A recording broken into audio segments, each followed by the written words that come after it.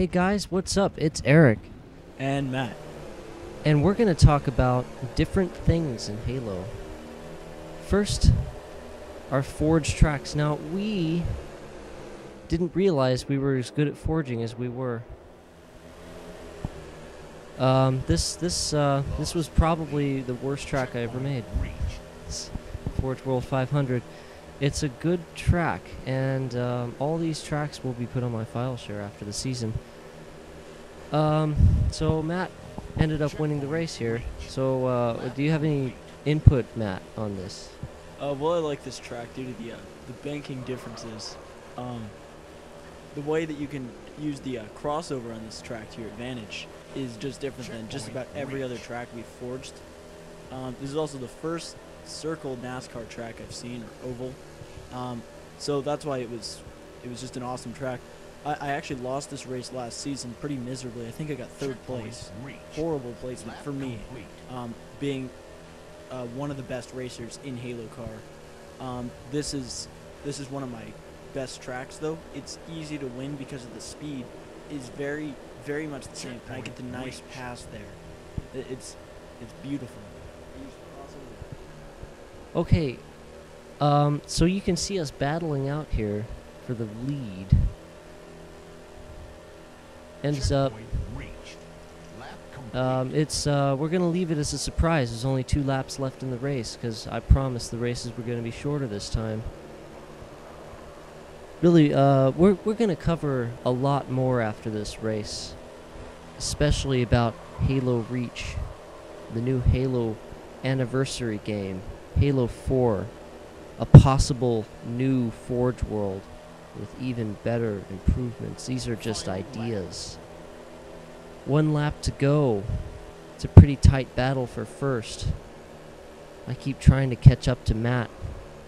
He blocks me there. That was a good move. Yeah,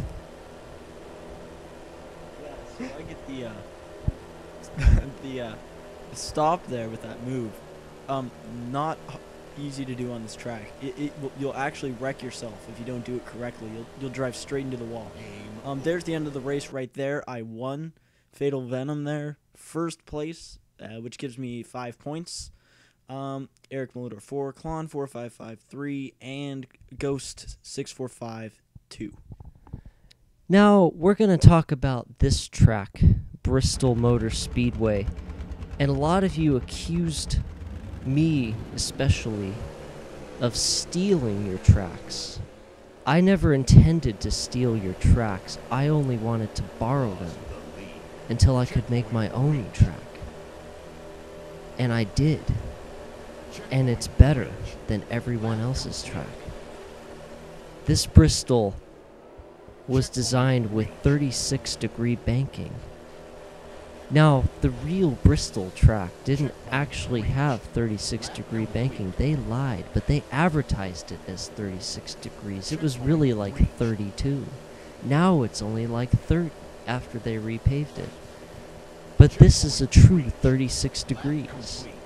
As you can see, we completed the stadium effect. Matt was the one that made all of the seats and the infield. I made the track. Much better than any other Bristol. So, this is a message to all Halo gamers and especially forgers. This map will be on my file share after the season in about 3 weeks. So you should definitely hit this up and try to race yourself. Maybe make some improvement for your own that I missed. This race is about halfway over here, and I've been battling with Klon 455 for a while now. I could have passed him there, but I messed up going into turn 1. And then he cut me off. That was a good move. What do you have to say about this track, Matt? Well, we spent almost 5 hours forging this track in one day, which actually, for forging something like this, isn't that much time. Sometimes it takes us a couple of days because either we get bored of forging or it's just too much work for one day, or it's too late at night, we gotta go to bed. This track took us about 5 hours to forge, did it in one day. Eric spent all his time putting his effort into the track, making it quite literally perfect, and I spent the time making the infield. Now, the game ended here, but if you notice on the turns, there is no wall, unlike most of our tracks. It doesn't matter, because if you do use the bottom part, it's not an advantage. It's such a hard hit once you hit the bottom, you'll slow down. It's a disadvantage. Now, we also featured this track, Paradise Rally, last season, so we're going to talk about the Halo Reach, I want to say, viability in the gaming world. Halo Reach has always been looked down upon compared to the other Halos, especially Halo 2 and Halo 3. But here's the brilliant part. When they come out with the Halo anniversary, they're not just gonna throw Reach out. It's only been out for a year, and let's face it, Halo's better than Call of Duty.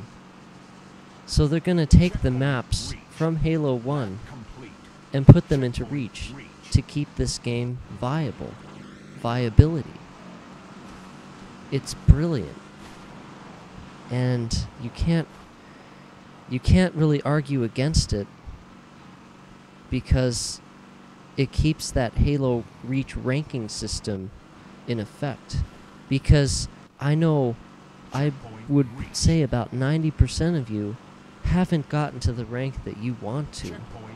And if you've only got a year to get there, that's not very fair. This Halo 1 anniversary and what they're doing with it tacked on another year to Halo Reach's viability. It's not until Halo 4 comes out that it'll be thrown out. But that's just natural succession. And that leads us into our next topic, Halo 4, or the idea of a new Forge World. Now, I think they should make a DLC for Forge World, like a brand new Forge World, or even a new game that's just Forge World, like a Desert Forge World or an Ice Forge World. Make it a cheaper game, like $40. Hell, make it $60. That would be nice. What do you have to say about this, Matt? Well, forging is definitely one of Halo's strengths that brings it away from every other first-person shooter. Now you might say, oh, well, you know, I like Little Big Planet too, but you know what? That game is designed to have so much complexity that it really takes so much more time. Whereas in Halo, you use select pieces that they've chosen for you. There are a few flaws with it, but once you come to think of it, this is a first-person shooter, not a design-building game. And here's a great example of the Halo Reach's Forge, is this track that I forged pretty much by myself. Eric helped a little bit with the turns and some of the walling in. This track is California Super Speedway. It is almost exactly the same as the track in real life. Not exactly the lap times, but the way it flows. It's easy to drive, and it's big. So you've got pretty much full speed the entire time. The turns are a little bit slower, and it isn't the fastest track, but it's a great track. Very clean, well put together, almost no bumps, because it's just great. In Halo Reach's Forge, if they released a new Forge World, we could do so much more. Let's say they had more pieces available, because with an entire disc, you could have so much more you could put into one map. Not just so much stuff that they put onto one disc that you only get a select amount of things. You could have practically unlimited stuff. Here is a perfect map to follow up California Super Speedway. Homestead, Miami, forged by Eric by himself.